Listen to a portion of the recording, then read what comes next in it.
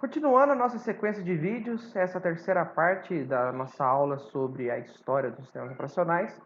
Chegamos então agora na quarta geração, a geração dos computadores pessoais, da sigla PC, os famosos PCs que nós utilizamos até hoje. O computador moderno, o microcomputador, o PC, ele surgiu graças ao LSI, que é o Large Scale Integration, que são os chips, né, os circuitos integrados de larga escala. Na geração anterior, os circuitos eles possuíam centenas de transistores por centímetro quadrado. Já nesta geração, os chips possuem milhares de transistores por centímetros quadrados. Daí a mudança de nomenclatura, né, de mini computador para microcomputador. A arquitetura é similar, né, dos mini computadores da família PDP, especialmente o mais moderno deles, né, o PDP-11. No entanto, os microcomputadores, eles eram bem mais baratos, né, ou são, né, bem mais baratos do que os mini computadores. Enquanto os PDPs eram adquiridos por grandes corporações e universidades, os microcomputadores passaram a ser acessíveis a um único indivíduo. Vamos aqui agora falar cronologicamente, né, desses PCs, né, da evolução dos personal computers, dos microcomputadores. Então começou lá em 1970 com a Intel lançando o 8080, que foi a primeira CPU de 8 bits de propósito geral. O seu SO era o CP/M, que era o programa de controle para microcomputadores. Foi desenvolvido por Gary Kindle, um consultor da Intel na época. Ele era armazenado em um disco flexível de 8 polegadas, um disquete grandão, fininho, cuja foto eu vou mostrar para vocês logo em seguida. Kindle solicitou os direitos sobre a CP/M e a Intel concordou. Então a Intel forneceu os direitos, né, de utilização, né, do CP/M, e aí o Kindle ele fundou uma outra empresa que passou a se chamar Digital Research para desenvolver o CP/M e poder vendê-lo. Então aqui está a foto dos disquetões, né, antigos, que sempre davam problemas, né, diga-se de passagem. Eram muito suscetíveis, né, a interferências eletromagnéticas, até mesmo aos raios solares.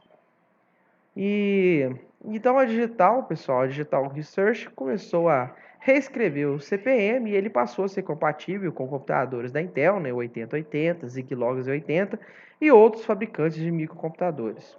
E, e esse sistema ele dominou o mercado por cerca de 5 anos. No início da década de 1980, a IBM chegou com o IBM PC. E a Digital Research, né, não fechou o negócio com a IBM para vender o seu sistema operacional para a IBM.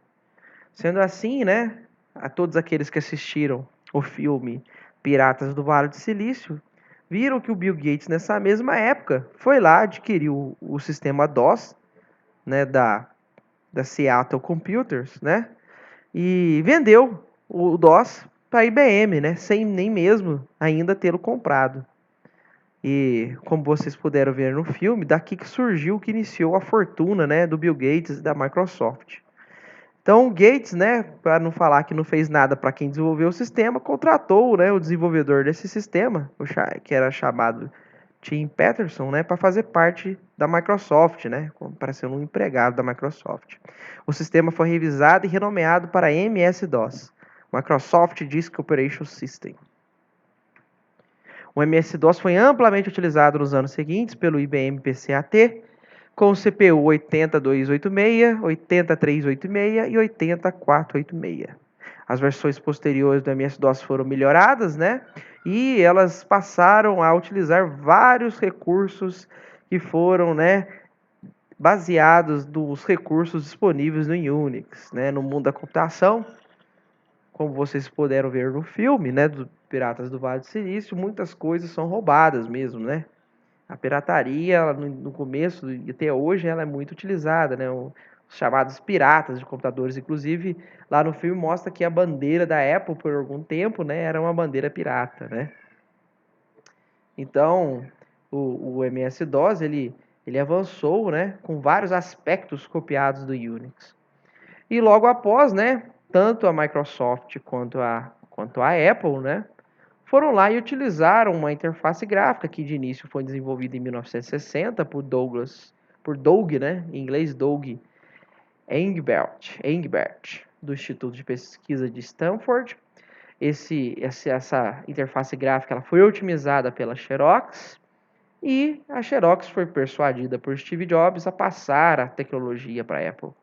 Posteriormente, Bill Gates persuadiu Steve Jobs a passar essa tecnologia para a Microsoft e hoje temos aí as interfaces gráficas em larga escala nos sistemas tanto da Microsoft quanto da Apple e também, né, nos vários gerenciadores de tarefas, nos vários gerenciadores de janelas dos sistemas operacionais Linux. Várias versões do sistema Microsoft, Linux e Apple são desenvolvidas, né, até nos dias de hoje.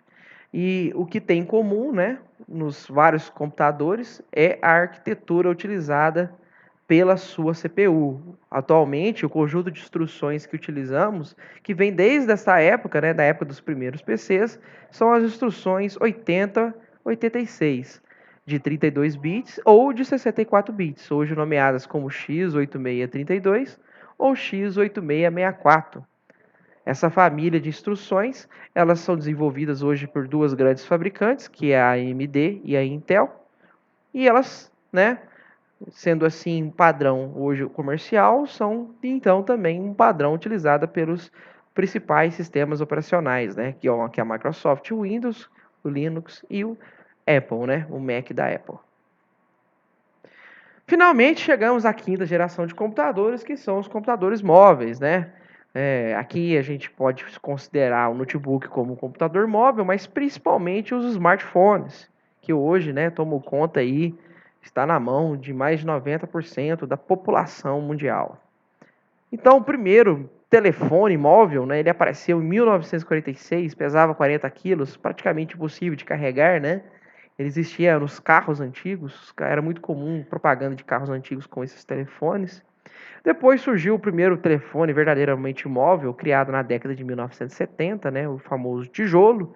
E até este momento, o telefone tinha a única função mesmo de ser utilizado como meio de comunicação, né, por voz. E atualmente a penetração do telefone móvel, né, dos telefones, chega a 90% da população global. Podemos, podemos fazer chamadas hoje não só por telefones, né?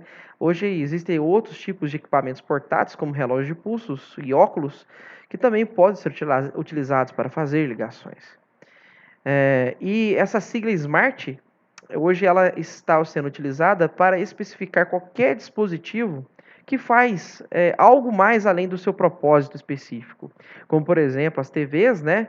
Quando a gente coloca o nome Smart TV, quer dizer que essa TV faz muito mais do que o seu papel de transmitir programas de TV, né? Ela consegue acessar o navegador de internet, você consegue acessar mídias e vários outros tipos de recursos online, né? Então, essa sigla Smart, ela geralmente é utilizada para designar esse tipo de dispositivo que passou a ter mais de um propósito, como os nossos famosos smartphones.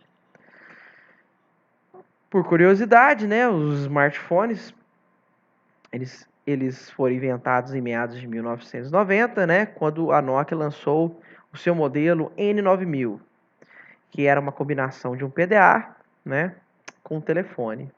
Em 1997, a Ericsson cunhou o termo smartphone com seu Penelope, o GS88. E agora, pessoal, os smartphones tornaram-se onipresentes, com a competição entre vários sistemas operacionais. Hoje, os mais utilizados, né, são o Android e o iOS, né, da Apple, e o seu desfecho é ainda mais incerto do que os próprios PCs, né? A evolução dos smartphones, ela vem nos surpreendendo a cada dia.